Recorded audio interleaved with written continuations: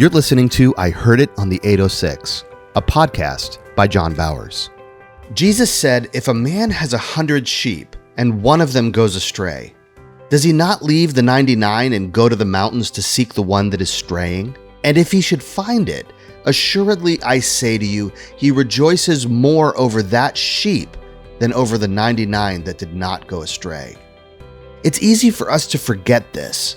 We place our focus on the 99 who aren't lost and ignore the one who has gone astray because we don't want to deal with them. But these are the ones God is calling us to.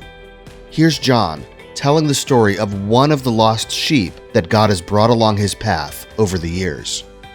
In teaching for years, Bible studies, doing sermons on the 99, leaving the 99, going after the one, it's one thing teaching it, it's another thing actually participating in rescuing the one. Happened to me when I was teaching school at Kennedy Junior High in Eugene, Oregon. It was my first year, and the school was known for its drama production. They had a drama in the spring and a drama in the fall, and it was a well-attended event. So this one day I was called to the office by Principal Rufus Franz, and he says, John, we got a problem. Our drama director has chosen to leave the school. We have our spring drama coming up, and we are in trouble because we don't have a drama director. I'm not even going to ask you. I'm telling you, I want you to be the drama director.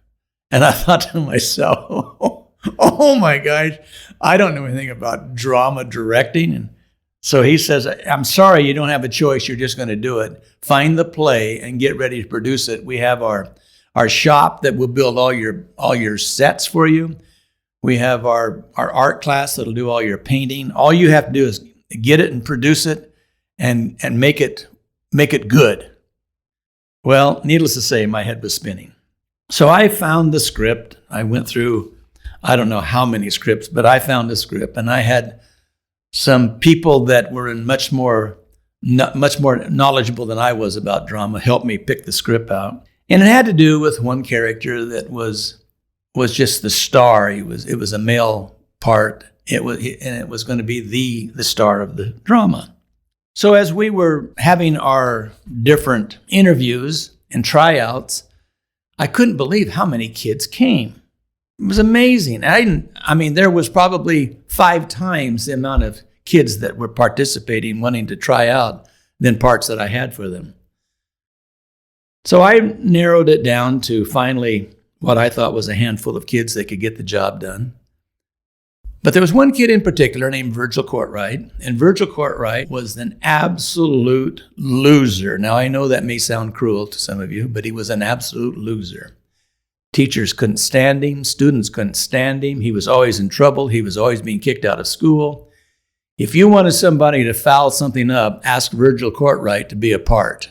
Whether he was chosen to be a part of an intramural volleyball game, he would foul it up. No matter what he did, he fouled it up. He was always in trouble in the cafeteria, throwing food. Always something was going on with Virgil Courtwright. And one night I was praying over the cast, and I heard the Lord tell me as clear as could be, I want Virgil Courtwright to be the lead man.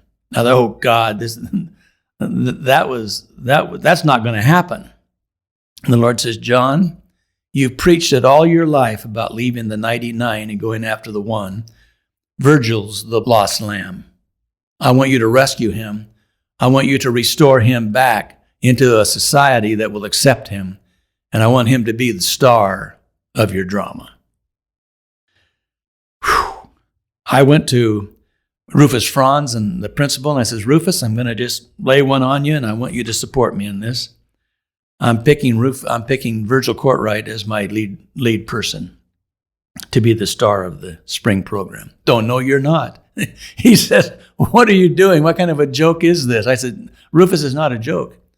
Now, Rufus was a Mennonite believer, a conservative believer. And I said, Rufus, how many times have you read the story about the 99 there in Matthew? How many times have you read that? Well, many times. I said, do you understand it? Yes, I do.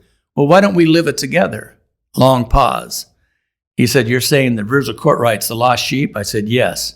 I said, you admit he's a lost sheep? He said, well, he sure is. I said, okay, then support me. I'm going to pick him to be my lead. So I did. I picked him. Students bailed out of the drama. They weren't going to participate if Virgil Courtwright was going to be the lead. Parents came to me. I could not believe what happened. Parents came to me protesting, angry, upset. Their son could be a lot better person for that part than Virgil Courtwright. I kept hearing God say, stand your ground, hold your ground, because when you go after the one, no one is comfortable.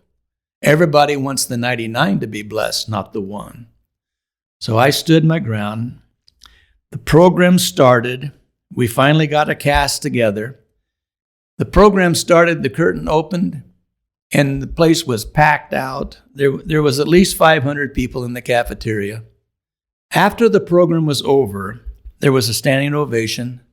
Virgil Courtwright came out, took a bow, went back behind the curtain, and I'm standing there looking at the whole cast. They were so excited because it was such a hit. I looked over in the corner, and there's Virgil standing by himself with his back to me. And I could tell he was emotional. I went over and put my arm around him and says, well, what do you think? He says, you know what, Mr. Bowers? I just have been recreated. I've been renewed. I am now a part of a society that will accept me, all because you took a chance on me. Let's forward this about 6 years. I was walking into the Sacred Heart Hospital to visit a patient. And as I'm walking down the corridor, this voice rang out, Mr. Bowers. I knew the voice without turning around. It was Virgil Courtwright.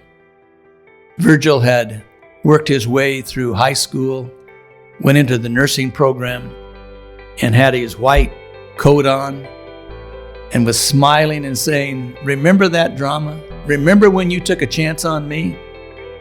Well, I want to tell you something. I've been fulfilled. I've been blessed. And now I'm reaching out to other people like myself.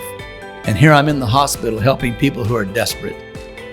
People, let's give up on trying to be the perfect church, and let's go after the one. The 99, God will take care of them. But when we bring the one back into the fold, then the fold becomes complete. You've been listening to the I Heard It on the 806 podcast with John Bowers. Make sure you don't miss an episode by subscribing wherever you listen. To learn more about John Bowers, this podcast, and to find out how you can get a copy of his new book, I Heard It on the 806, go to ihearditOnThe806.com. This has been an Avenue 153 production.